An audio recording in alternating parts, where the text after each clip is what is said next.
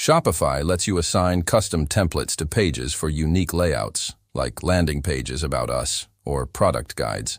Templates are created in the theme editor and use liquid code. Requires Online Store 2.0 plus theme, for example Dawn, or custom sections. Steps.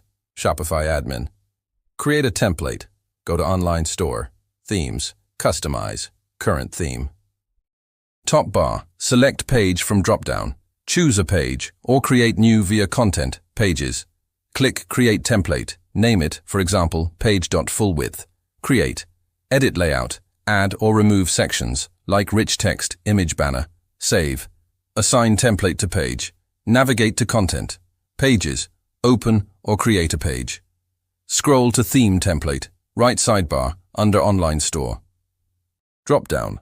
Select your template, for example, page.fullwidth. Save. Tips. Duplicate existing templates for faster edits. Use JSON templates for dynamic content. Advanced. Preview. Click eye icon in theme editor. Revert. Reassign page.liquid. Default. Mobile. Shopify app. Store. Pages. Edit. Template.